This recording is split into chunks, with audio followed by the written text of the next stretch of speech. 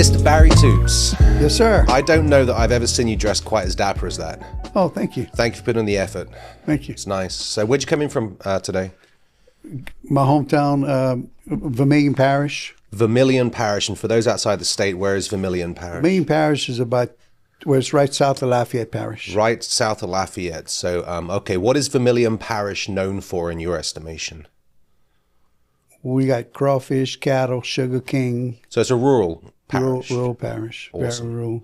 Cool beans. Which brings us on to your career. You are a crawfish farmer first, would you say? No, I was an electrician first, but became a crawfish farmer in 2010. Okay, 2010 you became a crawfish farmer. Today you are...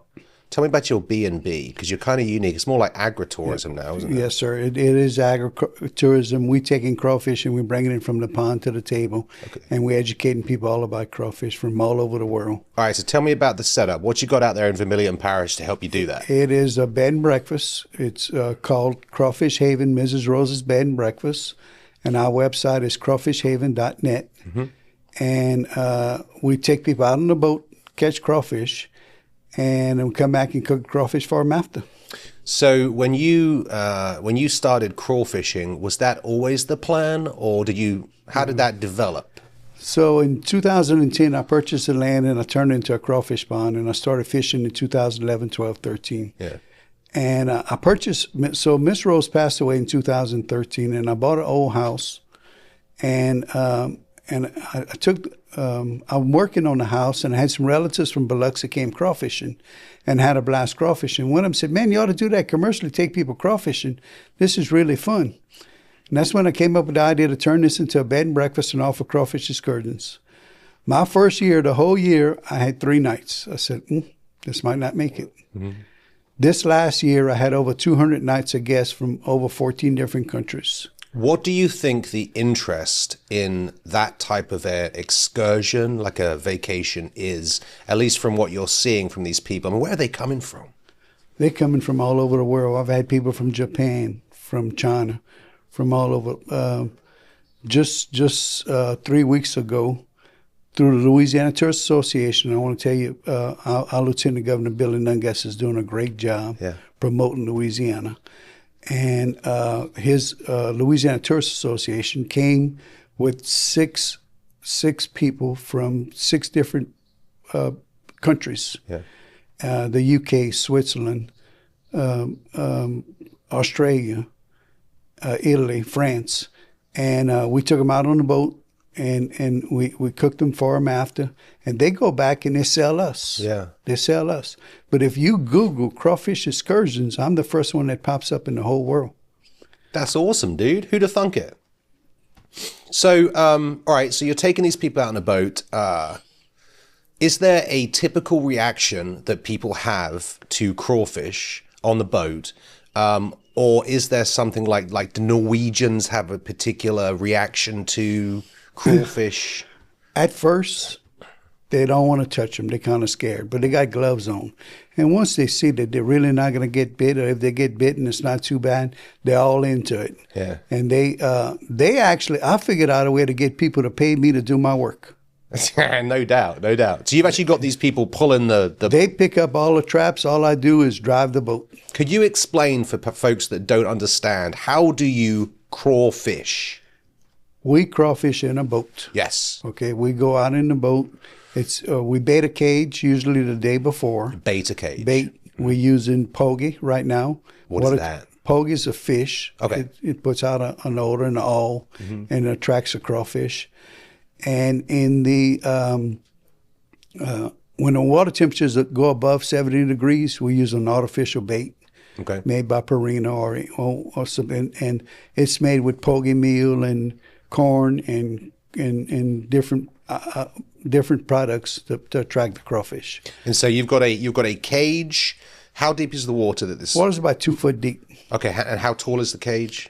Cage is about 2.5 foot deep. Okay, and how spread out are these cages? Because they're in rice. About every 20, 25 feet. Okay, so every 20, 25 feet in a flooded rice field are these cages, and then you come along in this little flatbed boat, and you just pulling these cages out and shaking these crawfish out of those cages. And it's always a surprise. You never know what's going to be in that cage. Yeah, tell me about what's in that cage. During the wintertime right now, we're going to catch pretty much just crawfish, maybe a turtle, and maybe a frog on occasion. But once it warms up, you get like in the May, you might catch water snakes. You never know. Yeah, so as a person that does not do this for a living, that's terrifying. It is. It'll scare you, but just put the trap back in the water. I'll get the snake out for you. Okay. How do you do that? You just jump in like, I got this. No. I might just kind of dip the cage a little bit, let the snake get out, and then dump the crawfish in the boat. Okay, so... All right, now I'm going to see this from like wildlife's perspective, okay? So you are trapping pounds of what essentially is a food source to predators in the wild. What else can be in those? I mean, are there like gators in those? There's gators in the ponds. Last year, I saw a 7-foot gator on the levee. A 7-foot gator? Do they eat crawfish? They eat crawfish also. Crawfish have a lot of predators. Yeah, I can name you 20 predators. Okay, what's the biggest nuisance predator that you experience? The biggest, so I'll name you 20 of them. Otters. Otters are getting the fields and flip 150 cages in a night. 150 cages in a night? You get a pair of otters in the field, they'll flip 150 easy. Wow. Coons will flip a lot of just your outer edges. They might flip 10, 15 cages. Am I right to think that, like, because I know raccoons, right? You see raccoons in residential areas and stuff. They are smart-looking little buggers, right? And they've got the little finger that they look like. My son, like, is freaked out by raccoons because of how, like, they act like humans. Like, am I right to think that otters are basically the water version of raccoons? They are. Are they smart like that? But I'm going to tell you what's smarter than an otter is the minks. What is a minx and how does it differ from an otter? A mink's a lot smaller. Okay. And a mink's able to climb into the trap, eat all the crawfish, and climb out without flipping it over. So about how big is a minx? Minks, like, they can be about a foot long. Okay. And probably that big around. Are they like cat-like or are they like ferret-like? Like a ferret. Okay. Like a ferret. M-I-N-K. So how on earth do you end up with anything to harvest if they're flipping 150 cages? Well, the minks are not flipping 150 cages. The mink's going to eat the crawfish in the trap. Right. And right now your catch is not really good because you're just starting out the season. Yeah. So you might be catching 10, 15 crawfish per trap, but they might eat 50 to 100 traps in the morning. I got a whole family of them right now. And the only way to get rid of them, you got to trap them. Are you allowed to shoot them? You can, yes. Okay. You got to wait till trapping season opens, which is November the 20th. Okay. But that needs to be changed. Crawfish farmers need to be able to start trapping them like in September when you first start putting water, or October. So I was watching YouTube a couple of days ago, and I saw, those feral hogs in Texas? Yes, correct. I saw that they're starting to make some headway with those because they've turned shooting them into a recreational sport. Mm-hmm. I guess they're blowing outside the studio right now, so we're just going to let them do that.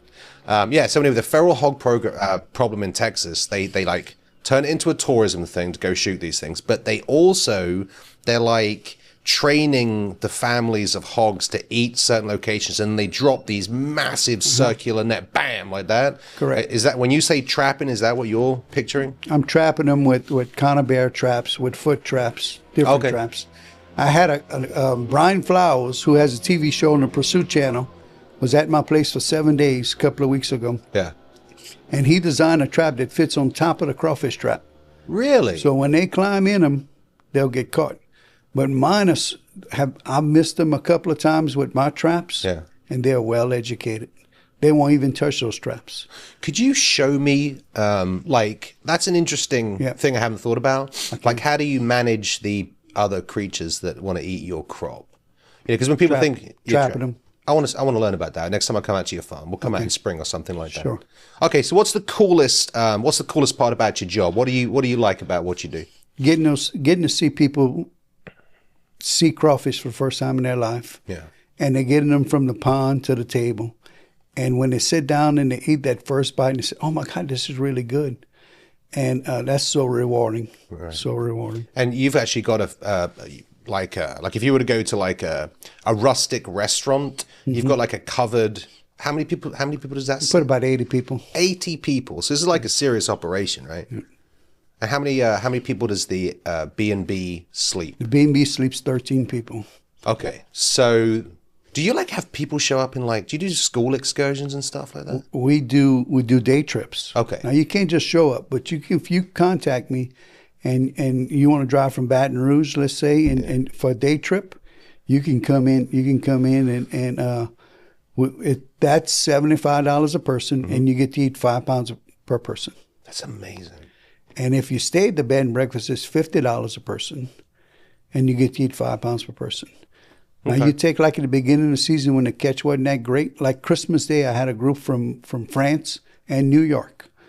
And I did 2 excursions, and my catch wasn't that great, but I offered them a cup of seafood gumbo with the ball crawfish, and they were pleased. They were pleased. Okay, so you've mentioned that everyone has they're a little shocked when they first are introduced to actual crawfish when they're on the boat. At what point do they connect the dots in the head and they realize that I get why they do this here in Louisiana? At what point? Yeah, like is it like why you're cooking it? Do they develop an appreciation for crawfish on the boat? Do they have to eat it before they realize I get it? I think it's the whole process. Okay. I think from the time they get into the boat. But first thing we do, we educate you all about crawfish. Okay. Well, I got a book where I'll show you a picture of crawfish with eggs on the tail. I'll tell you how many times they molt the whole 9 yards. Mm-hmm. And it's not just a trip to eat crawfish. It's all about crawfish. Yeah. 90% of the crawfish caught in the United States is caught here in Louisiana. Mm. And we're the shareholders. And we just got to figure out a way to educate more people about Louisiana crawfish. What do you think about crawfish? I mean, it's that Louisiana staple. It's that cultural thing. When they think of Louisiana, at least from an outside perspective, the whole Cajun culture, crawfish and crawfish balls are right there at the top of that list, isn't it? Cajuns are known for their hospitality and their food. Yeah. And at Crawfish Haven, you got both of them. Right. You got both. We offering I can speak Cajun French on top of that. So I'll get people from another country like France that don't speak much English, and we can communicate. Sometimes it's a little struggle, but we can communicate. And Cajuns love to entertain, and when you're sitting down eating crawfish, it's not just sitting down for 5 minutes. You might be there for half hour, 45 minutes, or an hour. Mm-hmm. And that's what it's all about, sitting down. How often does a foreigner that doesn't know what they're doing, they're sitting there and they're eating their crawfish, and then they do the... Oh, I don't know if they do that too often. Yeah. But I gotta show probably 90% of people how to peel them. Right. From the beginning. And how many of those foreigners, when you teach them how to peel, actually stick to peeling or ask you to come and peel it for them? Very few. Very few? Very few. They stick with it? They stick with it. Now, I had a busload of people one time, and I had 4 ladies who I ended up peeling all that crawfish for them. I bet you did. If I wouldn't have peeled it for them, they were in their 80s. If I wouldn't have peeled it for them, they would have missed the bus.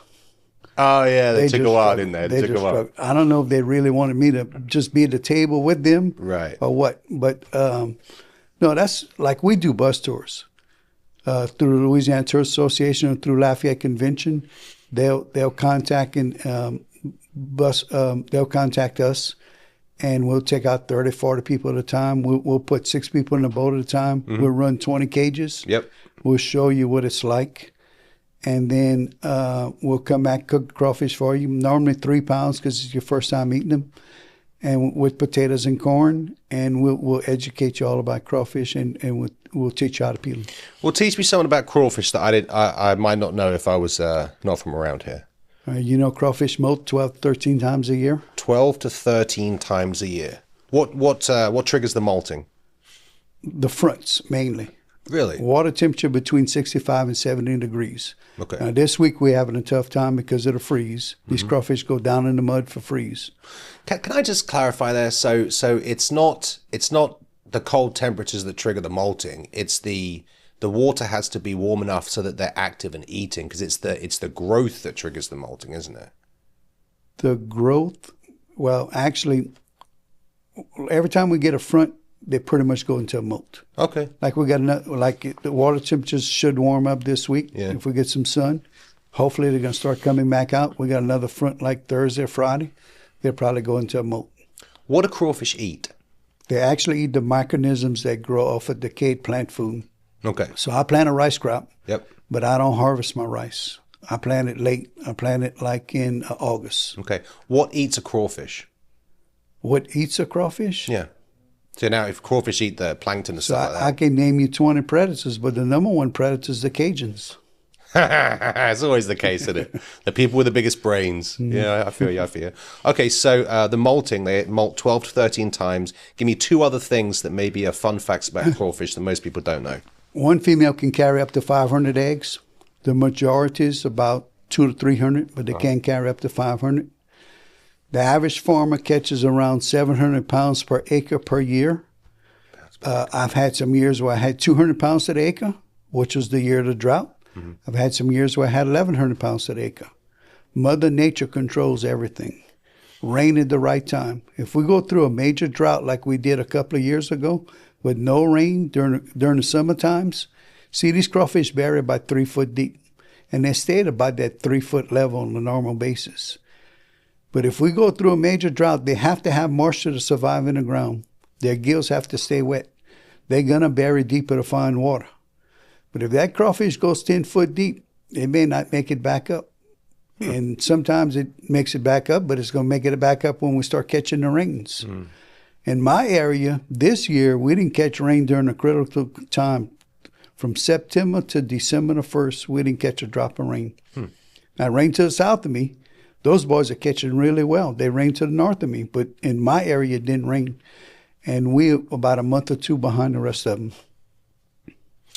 So, I mean, I guess that's true for all agriculture. You know, when you're that tied to the soil and the weather, you know, it's kind of like, it's what is a good Lord going to give you, you know? I mean, how do you mitigate against that? Like, do you just take it on the chin and just hope for next year? That's it. Take it on the chin. Yeah. Really? Yeah. I'm fortunate because, like, I've retired. It's not something I need to make my living on. Yeah. And I have other things to fall on, you know, like the bowling room and the actual excursions and that type of stuff. And I can get by, you know. But those guys that count on this, especially the rice farmers this year, they took a beating with the price of rice. And for them to, they counting on the crawfish this year. Okay. And we need some good warmer weather, like 60, 70 degree weather, get that crawfish kicked up again. Okay. What's your favorite way to eat crawfish? Boiled. Boiled? Etouffee would probably be second, chowder third. I mean, you can cook it 20 different kind of ways. Sure. And so when you have, do you have leftovers at a crawfish boil? And if you do, what do you do with them? I do have leftovers, and we make crawfish omelets in the morning with the leftovers. Sometimes we make crawfish etouffee with them. But for breakfast, you're going to get a Cajun breakfast. Boudin egg rolls, crawfish omelets, and biscuits. Very nice. Delicious. All right, buddy. Well, listen, I really appreciate your time. You have educated me. I hope that people check out your B&B and all. It's a wonderful place to go spend a night or two. And what's the website again? crawfishhaven.net. Awesome. All the best, man. I appreciate you. Thank you.